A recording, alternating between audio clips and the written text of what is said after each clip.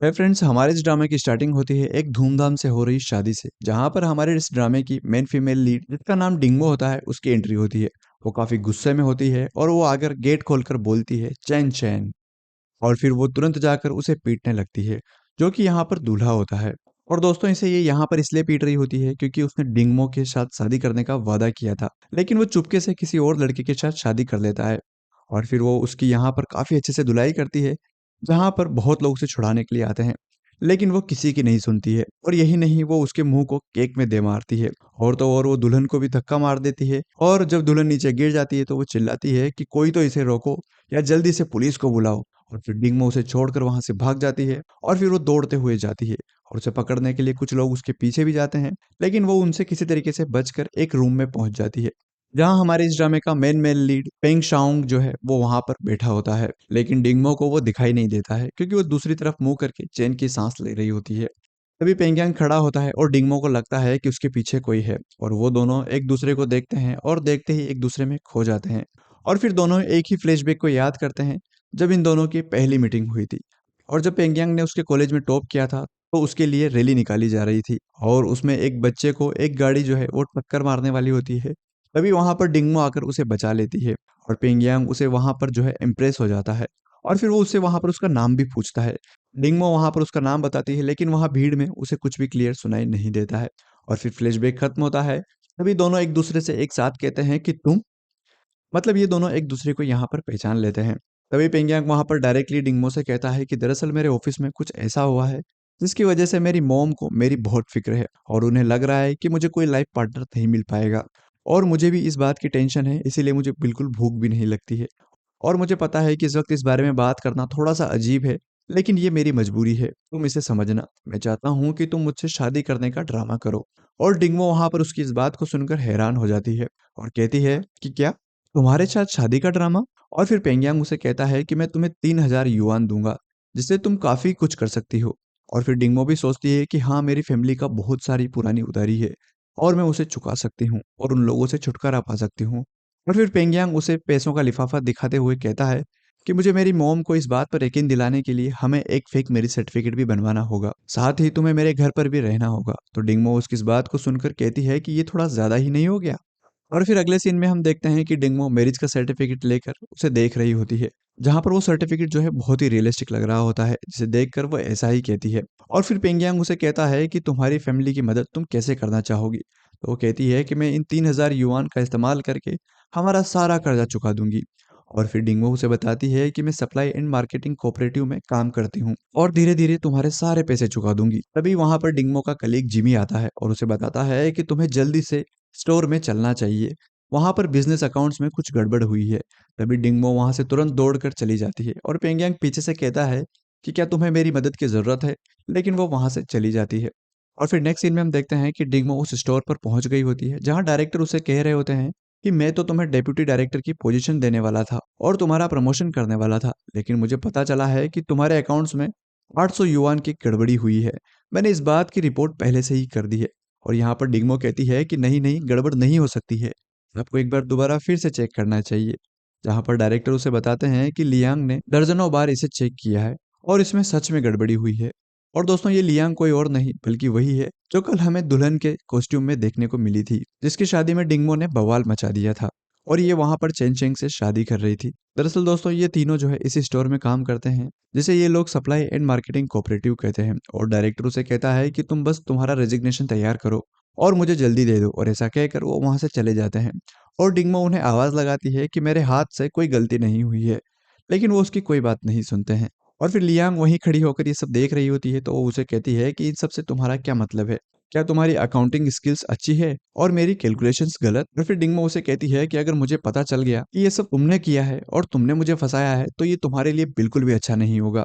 और फिर लियांग उसे कहती है कि तुम्हारी नौकरी तो चली गई, अब तुम क्या करोगी? और उसकी इस बात को सुनकर वो उसे एक जोरदार चांटा लगाती है, और उसे कहती है कि मैंने यहाँ पर हमेशा से ईमानदारी से काम किया है, और मेरे हाथ से अकाउंट्स में आज तक कोई भी प्रॉब्लम नहीं हुई है, तो इसके कोई चांस नहीं है जब तक तुमने खुद कोई गड़बड़ी ना की हो। और फिर यहाँ पर इस स्टोर की एक और एम्प्लॉय जेनी आती है, और वो कहती है कि मुझे बताओ कि तुम लोग क्यों झगड़ रहे हो? तो डिंगमो वहां पर कहती है कि इस औरत ने उस आदमी से शादी कर ली जिसने मुझसे शादी करने का वादा किया था। और यहाँ पर खड़ा जिमी भी कहता है कि उसने तो डिंगमो से ही शादी करने के लिए वादा किया था, लेकिन लियांग ने उससे उसके मंगेतर को छीन लिया। और फिर वहां पर चेनचेन आ जाता है और उसे देखकर लियान उसे कहती है कि जल्दी इन लोगों को बताओ कि मैं तुम्हारी बाहर वाली नहीं हूँ, मैं तो तुम्हारी घर वाली हूँ, देखो वो सब मुझे कैसे घूर रहे हैं। और फिर वो कुछ सोचते हुए कहने लगता है कि तभी जिमी उसे कहता है कि चेनचेंग, तुम तो बड़े बेशर्म हो, तुम्हें कुछ तो शर्म आनी चाहिए, तुम दोनों तरफ से फायदा उठाना चाहते हो।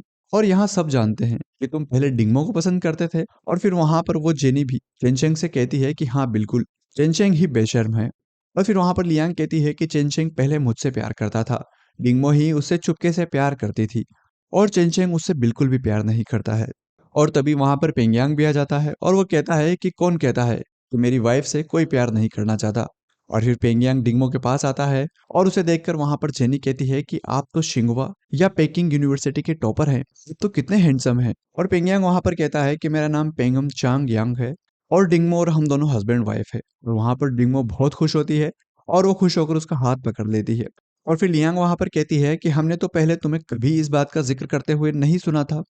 और फिर पेंगियांग वहां पर कहता है कि हम दोनों एक दूसरे को काफी लंबे समय से जानते हैं, लेकिन डिंगमो ने मुझे कभी मौका नहीं दिया और मैंने कल रात को ही उसे शादी के लिए प्रपोज किया था। और फिर डिंगमो वहां पर सोचती है कि तुम तो वाकई कमाल हो, जिस तरीके से तुमने यहाँ पर आकर मेरी बाजी संभाली है, कमाल कर दिया।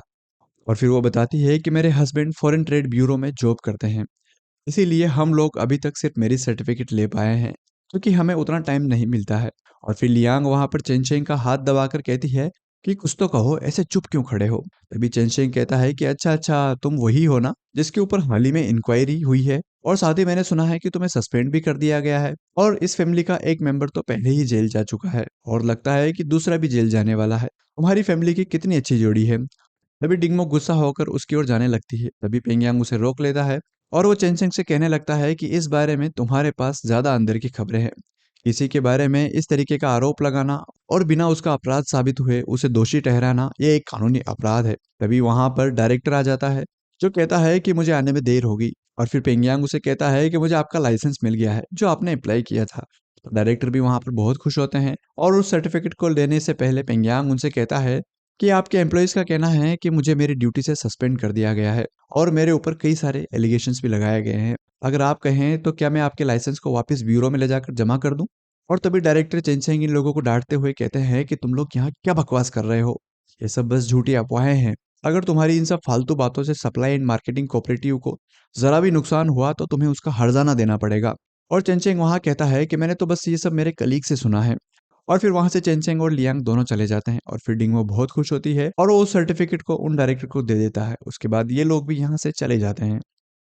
और फिर हम नेक्स्ट सीन में देखते हैं कि पेंगियांग और डिंगमो दोनों नाइट वॉक कर रहे होते हैं।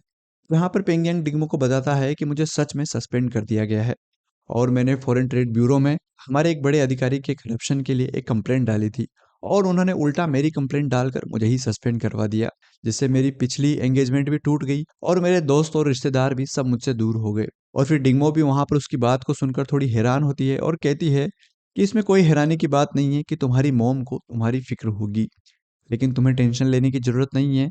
हर कोई जनता की भलाई के लिए काम नहीं करता है।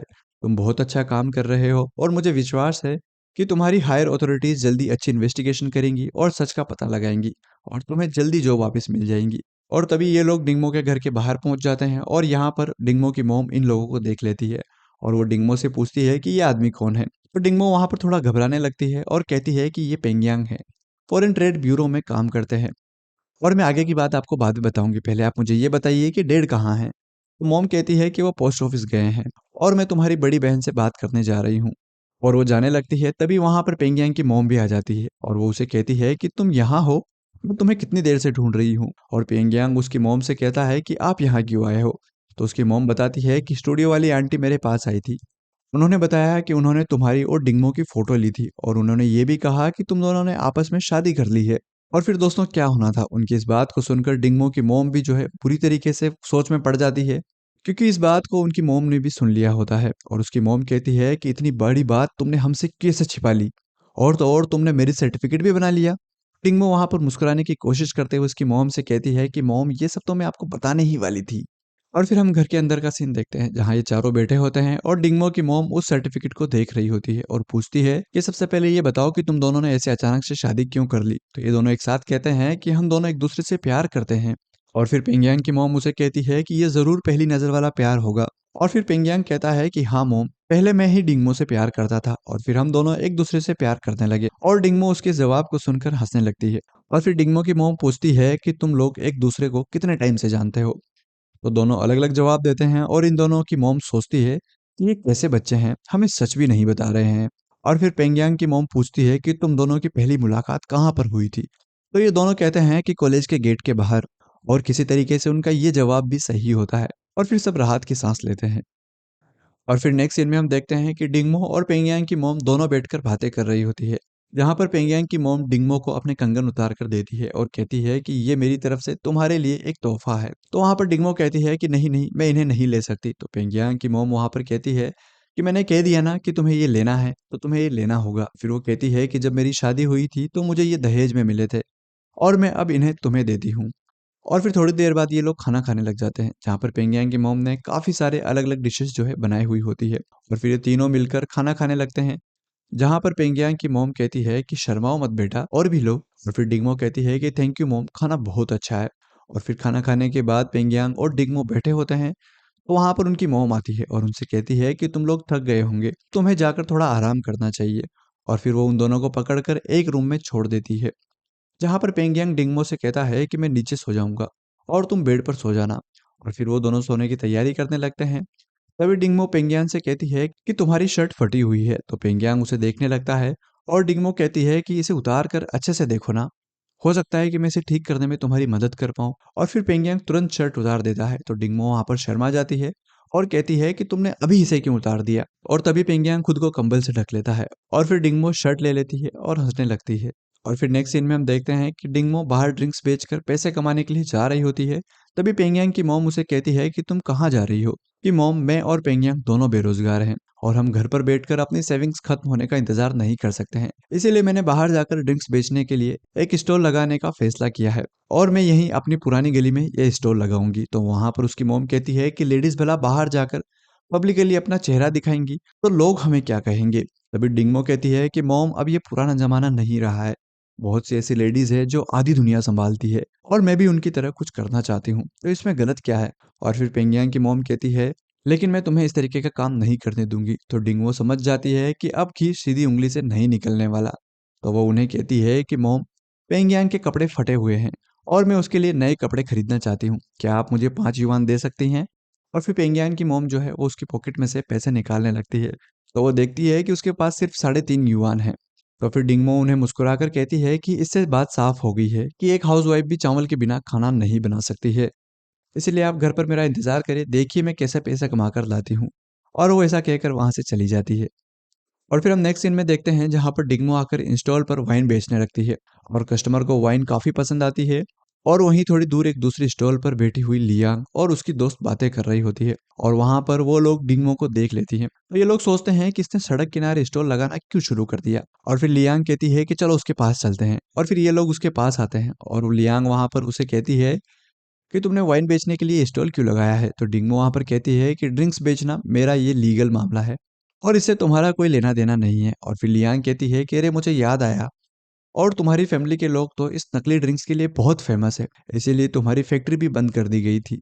और क्यों ना तुम भी ऐसा ही कर दो कि तुम इसे बंद कर दो और कहीं ऐसा ना हो जाए कि इस नकली ड्रिंक से लोगों की मौत हो जाए। तभी वहां बैठे हुए कस्टमर डर जाते हैं और कहते हैं कि क्या ये नकली ड्रिंक्स है। और वे लोग डिंगमो से कहते हैं कि तुम नकली ड्रिंक्स बेचने की हिम्मत कैसे कर सकती हो। और वो वहां से उठकर सभी कस्टमर चले जाते हैं। डिंगमो अपनी बात रखने की कोशिश करती है, लेकिन तभी ये लोग उसे बुरा भला कहकर वहां से जाने लगते हैं और ये लोग बिना पैसे दिए ही चले जाते हैं। और फिर डिंगमो लियांग से कहती है कि तुम्हारी वजह से मेरी नौकरी चली गई, और तो और तुमने मुझसे मेरा मंगेतर चेनचेंग भी छीन लिया, मेरा उससे रिश्ता टूट गया और आज तुम मेरे लिए और मुश्किलें खड़ी क्यों करना चाहती हो। और फिर लियांग कहती है कि मासूम होने का नाटक बंद करो, मैंने तो आज यहाँ पर लोगों को तुम्हारी खराब ड्रिंक से मुक्ति दिलाने का काम किया है और मैं तुम्हारी इस स्टॉल को भी तोड़ दूंगी। तभी वहां पर पेंगियांग आ जाता है। तो डिग्मो कहती है कि तुम यहाँ पर क्यों आए हो। पेंगियांग कहता है कि मैं यहाँ पर तुम्हारी मदद करने के लिए आया हूँ। और पेंगियांग अपने दोस्तों के साथ आया होता है, जो डिग्मो से कहते हैं कि भाभी हमारे लिए 2 ड्रिंक्स बना दो। और फिर वो ड्रिंक पीता है और कहता है कि हाँ, ये तो सच में काफ़ी अच्छी है और इसका टेस्ट भी बहुत अच्छा है। मुझे अफ़सोस है कि मैं इसके साथ स्नैक्स लाना भूल गया, नहीं तो मज़ा डबल हो जाता। और तभी वहाँ पर एक और कस्टमर आता है और वो पूछता है कि क्या सच में ये ड्रिंक काफ़ी अच्छी है? तो वो लोग भी डिंगो से एक-एक पेग बनाने के लिए कहते हैं और फिर उसकी ये ड्रिंक इन लोगों को भी काफ़ी अच्छी लगती है। तभी वहाँ पर खड़ा हुआ एक आदमी आता है और कहता है कि लेकिन मैंने तो अभी-अभी यहाँ पर सुना था कि ये नकली ड्रिंक है। और फिर वो आगे कहता है कि मुझे समझ में आ गया है। ऐसा कहने वाले लोगों की मंशा बिल्कुल भी अच्छी नहीं थी, इसीलिए वो इतनी अच्छी वाइन को नकली बता रहे थे। और फिर डिंगो लियान से कहती है कि तुमने ही कहा था ना, फिर बताओ मुझे इसे पीने वाले सभी लोग इसे इतना अच्छा क्यों बता रहे हैं? चलो तुम भी क्यों ना एक घूँट तो पी ही लो। और तभी डिंगो इस तरीके से लियांग के पास जाने लगती है तो वो सरकते-सरकते पीछे गिर जाती है और सभी लोग उसे हँसने लगते हैं। और फिर पेंगियांग और डिंगो दोनों यहाँ पर वाइन बेचने लगते हैं। और फिर नेक्स्ट सीन में हम देखते हैं कि डिंगो सभी गाँव वालों को बेल बजाकर बुला रही होती है। तो सभी लोग वहाँ पर आ जाते हैं और आए हुए सभी लोग बातें कर रहे होते हैं कि आज दोबारा से डिंग परिवार की वाइनरी खुलेगी। और डिंगमो को देखकर तो ऐसा बिल्कुल भी नहीं लग रहा है कि डिंग परिवार किसी समस्या में फंस गया था। तभी डिंगमो सभी लोगों से कहती है कि आप लोगों का यहाँ आने के लिए बहुत-बहुत धन्यवाद और आज मैं डिंगजिया वाइनरी की ओर से एक अनाउंसमेंट करने वाली हूँ। और तभी वहाँ पर लियांग और चेंचेंग पुलिस के साथ आ जाते हैं और वहाँ पर आकर चेंचेंग कहता है कि तुम्हारे डैड भी ड्रिंक्स बेचते थे और इसीलिए उन्हें सजा मिली थी क्योंकि वो खराब हुई ड्रिंक्स को भी बेच रहे थे। और फिर लियांग चेनसेंग से कहती है कि तुम इसकी ड्रिंक्स को जल्दी से जब्त क्यों नहीं करवा लेते। और फिर चेनसेंग पुलिस से कहता है कि जल्दी जाओ और इसे जब्त कर लो। और फिर डिंगमो कहती है कि अरे रुको रुको, किसने कहा कि ये ड्रिंक्स बेचने के लिए है। और फिर डिंगमो सारे ड्रिंक्स के बर्तनों को तोड़ फोड़ देती है। और फिर डिंगमो कहती है कि गांव वालों मेरी बात ध्यान से सुनो, हमारी डिंग वाइनरी जो कि मेरे दादाजी की पीढ़ी से चली आ रही थी, अब इसका इतिहास 100 साल से भी पुराना हो चुका है और कुछ समय पहले हमारी ड्रिंक्स जो है वो पोल्यूटेड हो चुकी थी, जिसकी हमने अच्छे से जांच करवाई थी और जांच में हमारी थोड़ी सी ही वाइन खराब हुई थी। लेकिन आज मैं सभी लोगों का शक दूर करने के लिए दुकान में बची हुई सारी वाइन की ड्रिंक्स की बोतलों को तोड़ रही हूँ। और फिर डिंगमो कहती है कि आज से हमारी डिंगजी वाइनरी बिल्कुल नए सिरे से शुरू होगी और आगे से मैं इस बात का ध्यान रखूंगी कि ड्रिंक्स बिल्कुल भी खराब ना हो। जो ड्रिंक्स खराब भी हो जाए मैं उसे नहीं बेचूंगी और अगर मेरी बेची हुई ड्रिंक्स नकली निकलती है या फिर कोई भी उसे गलत साबित करने में कामयाब हो जाता है तो मैं उसे 10 गुना मुआवजा देने का प्रावधान करती हूँ। और इस बात के साक्षी आज हमारे साथ के इंडस्ट्री एंड कॉमर्स ब्यूरो के लोग भी इसकी गवाही देंगे। और इसके साथ ही सभी लोग यहाँ पर तालियां बजाने लगते हैं और डिंगमो की तारीफ करने लगते हैं। लेकिन इधर लियांग काफी गुस्सा हो जाती है और वो वहां से चली जाती है, जिसे मनाने के लिए चेन शेंग भी उसके पीछे पीछे भाग जाता है। और फिर नेक्स्ट सीन में हम देखते हैं कि जहाँ पर पेंगियांग घर आया होता है और वो काफ़ी सारा मीट लेकर घर आया होता है। तो उसकी मॉम कहती है कि तुम इतना सारा मीट क्यों खरीद कर लाए हो? तो वो कहता है कि मॉम मुझे बहुत ज़ोर से भूख लगी है। क्या आप इसे जल्दी से मेरे लिए पका देंगी और उस दिन की तरह अच्छे से पकाना, क्योंकि मुझे बहुत ज़्यादा भूख लगी है। और फिर थोड़ी देर में वो मीट पककर तैयार हो जाती है और वो उसे टेबल पर रख देती है और वो कुछ काम करने लग जाती है। इधर पेंगियांग आकर उन सभी को उठाकर वहाँ से ले जाता है और वो लोग उसे ले जाकर डिंगमो की स्टॉल पर रख देता है, जिसे देखकर डिंगमो कहती है कि तुम्हें ये मीट कहाँ से मिल गया? तो पेंगियांग कहता है कि ये हमारी मॉम ने बनाया है। और फिर पेंगियांग जोर जोर से सभी लोगों को कहने लगता है कि जल्दी आओ, यहाँ पर वाइन के साथ मीट भी मिल रही है और जो जितनी ज्यादा वाइन पिएगा उसे उतनी ही ज्यादा मीट मिलेगा। और फिर थोड़ी देर में वहां पर काफी सारे कस्टमर्स आ जाते हैं और धीरे धीरे डिंगमो की काफी सारी वाइन बिक जाती है। और इधर डिंगमो सोचती है कि ये कॉलेज का स्टूडेंट तो वाकई बहुत होशियार है। और फिर थोड़ी ही देर में डिंगमो की सारी वाइन बिक जाती है और देखते ही देखते सारा मीट भी बिक जाता है। और फिर नेक्स्ट सीन हम घर का देखते हैं जहाँ पर पेंगियांग और डिंगमो घर पर आ गए होते हैं। तो पेंगियांग की मॉम के पैरों में काफी ज्यादा दर्द हो रहा होता है। तो पेंगियांग कहता है कि मॉम क्या हुआ है? तो उसकी मॉम कहती है कि तुम्हें तो पता है मेरे घुटने दर्द की समस्या कितनी पुरानी है और ये समस्या अब और बढ़ गई है। लेकिन छोड़ो, ये तो काफी पुरानी समस्या है, इसमें परेशान होने की कोई जरूरत नहीं है।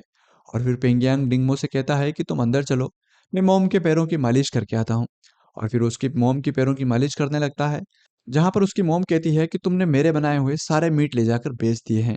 तो पेंगियांग कहता है कि मॉम आपको तो पता है ना कि आजकल सिर्फ वाइन का बिकना इतना आसान नहीं है और मीट के साथ वाइन जो है वो काफी आसानी से बिक जाती है।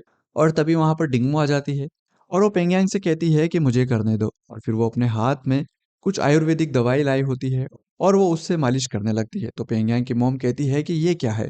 तो डिंगमो कहती है कि मॉम ये दवाई बहुत अच्छी है और आपको इससे अच्छा लगेगा, इसे लगाते ही आपको गर्माहट महसूस होगी और इस तरह से जोड़ों की समस्याएं जो है वो दूर हो जाती है। और तभी उसकी मॉम कहती है कि हाँ, ये काम कर रहा है, मुझे अभी से काफी अच्छा लगने लगा है।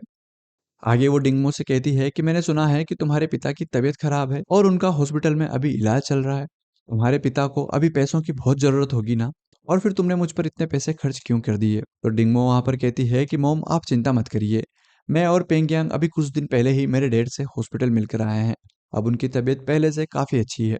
और फिर हम नेक्स्ट डे का सीन देखते हैं जहाँ पर पेंगियांग और डिंगमो स्टॉल लगाने के लिए साइकिल में सामान रख रहे होते हैं। जहाँ पर उनकी मॉम आती है और वो वहाँ पर आकर मीट रख देती है और कहती है कि मीट के बर्तन को बाद में वापस लाना मत भूलना और तुम लोग भी इसमें से कुछ खा लेना, सिर्फ बेचने पर ही ध्यान मत देना। और फिर पेंगियांग और डिंगमो जो है सुबह से लेकर शाम तक अपनी स्टॉल पर काम करते हैं, जहाँ पर रात को खड़े खड़े डिंगमो के पैरों में दर्द होने लग जाता है और पेंगियांग कहता है कि तुम्हें क्या हुआ है? तो डिंगमो कहती है कि खड़े खड़े मेरे पैर सुन हो गए हैं और अब तो मुझसे चला भी नहीं जा रहा है।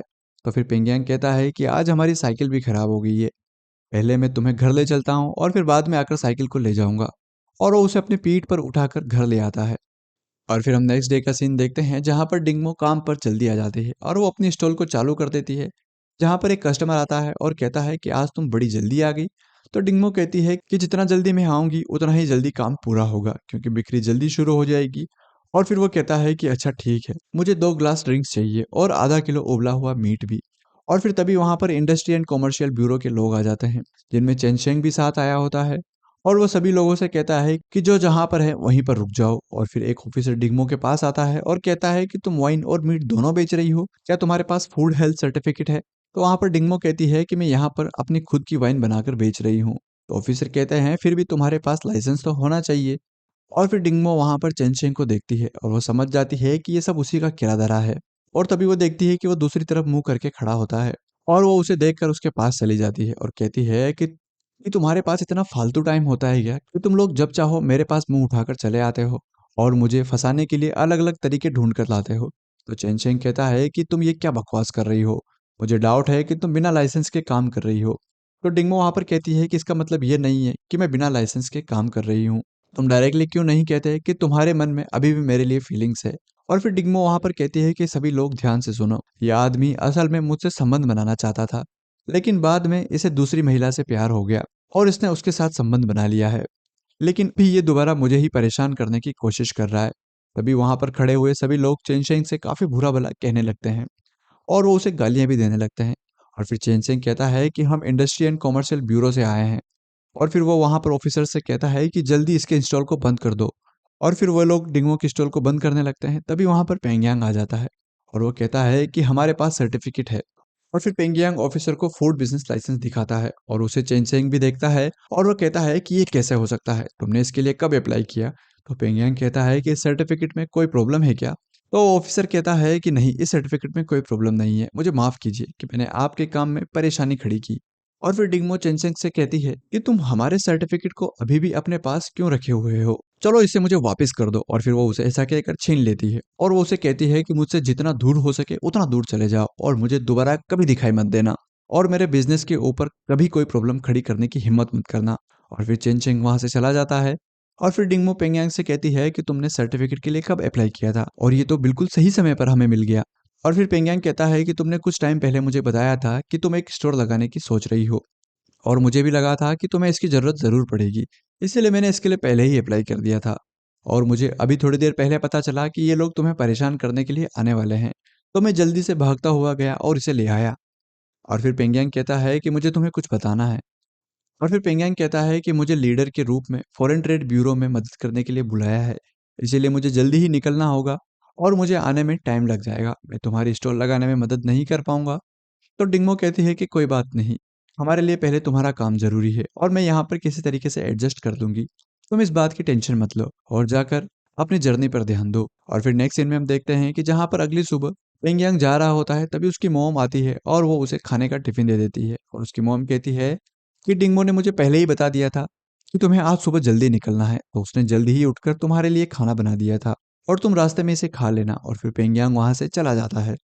और फिर पेंगियांग अपनी मीटिंग के लिए आया होता है, जहाँ पर पेंगियांग को बाहर ही डेप्यूटी डायरेक्टर झाओ मिल जाते हैं और वहीं ऑफिसर वांग और उनके असिस्टेंट भी होती है। जहाँ पर डेप्यूटी डायरेक्टर झाओ पेंगियांग से कहते हैं कि मैंने आपके बारे में काफ़ी कुछ सुना है, आपने ऑर्गेनाइजेशन को मजबूत करने में काफ़ी अहम भूमिका निभाई है और हम आपको जल्द ही प्रांतीय पार्टी समिति में ट्रांसफ़र करना चाहते हैं।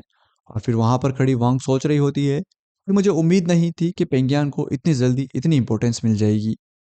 और फिर डिप्टी डायरेक्टर जाओ पेंगियांग से कहते हैं कि तुम चिंता मत करो, जब तक मामले की जांच चल रही है तुम्हें किसी भी तरीके की कोई परेशानी नहीं उठानी पड़ेगी और तुम्हें तुम्हारा पूरा पेमेंट भी किया जाएगा। अभी तक हमारे सिस्टम में फॉरेन लैंग्वेज पर व्यापक क्षमता के मामले में तुम्हारी बराबरी करने वाला कोई भी नहीं है। तो पेंगियांग कहता है कि आपके भरोसे के लिए थैंक यू सर। और फिर पेंगियांग वहां से चला जाता है। और फिर नेक्स्ट सीन में हम देखते हैं कि पेंगियांग डायरेक्टर झाओ और वांग अपनी बिजनेस मीटिंग करके वापस आ गए होते हैं। और फिर डायरेक्टर झाओ पेंगियांग से कहते हैं कि आज आपने काफ़ी अच्छा काम किया है। आपकी कम्युनिकेशन एफिशिएंसी स्किल जो है वो काफ़ी अच्छी है और कई फॉरेन विजिटर्स ने आपकी तारीफ भी की है। और डायरेक्टर झाओ यहाँ पर इन लोगों से कहते हैं कि मैं अब तुम यंगस्टर्स के बातचीत में दखल नहीं दूंगा और वो असिस्टेंट के साथ वहाँ से चले जाते हैं। फिर मिस वांग भी पेंगियांग को बधाई देती है और कहती है कि क्या हम एक साथ कॉफ़ी पी सकते हैं? मैंने सुना है कि इस होटल में काफ़ी अच्छी कॉफ़ी मिलती है। और फिर पेंगियांग वहाँ से जाने लगता है, ये कहकर कि मुझे और भी कुछ काम है। तो मिस वांग वहाँ पर पेंगियांग का हाथ पकड़ लेती है और कहती है कि एक मिनट रुको, एंगेजमेंट को कैंसिल करने में मेरा हाथ नहीं था। मुझे एक बार मौका दो और मैं तुम्हें सब कुछ अच्छे से समझा दूंगी। और फिर वे दोनों कॉफ़ी शॉप में बैठकर कॉफ़ी पीने लगते हैं। जहाँ पर मिस वांग कहती है कि मेरे मॉम डैड भी इसी कंपनी में काम करते थे और मैं भी अब इसी कंपनी में काम करती हूँ।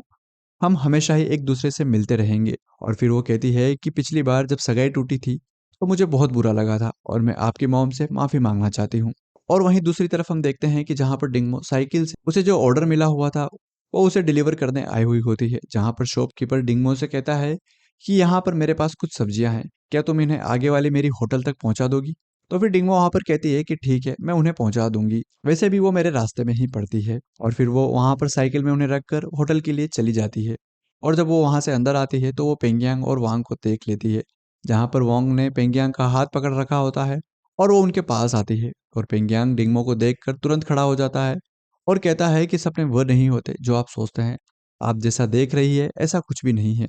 और फिर मिस वांग डिंगमो से कहती है कि मैं पेंगियांग की मंगेतर हूँ।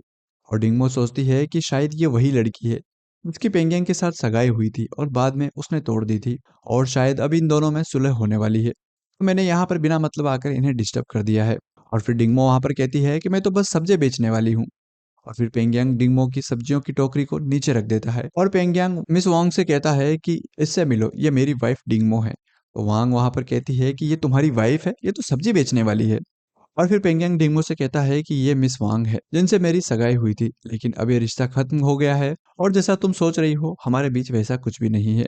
तो वांग वहां पर कहती है कि तुम मुझसे मजाक कर रहे हो ना, तुम इतनी जल्दी कैसे शादी कर सकते हो और वो भी किसी सब्जी बेचने वाली के साथ में। तो पेंगियांग वहां पर कहता है कि तुम्हें सबसे पहले थोड़ी रेस्पेक्ट से बात करनी चाहिए।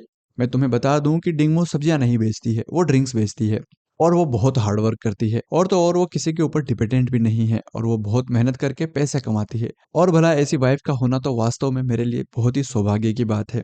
और ये मेरे लिए बहुत अच्छी बात है कि मुझे डिंगमो जैसी वाइफ मिली है। और उसकी इस बात को सुनकर वहां पर डिंगमो भी मुस्कुरा रही होती है। और फिर मिस वांग ली पेंगियांग से कहती है कि तुम्हें इसका काफी पछतावा होगा, देख लेना मैं तुम्हें माफ नहीं करूंगी। और वो ऐसा कहकर वहां से चली जाती है। फिर ये दोनों बैठकर यहाँ पर आराम से कॉफी पीते हैं।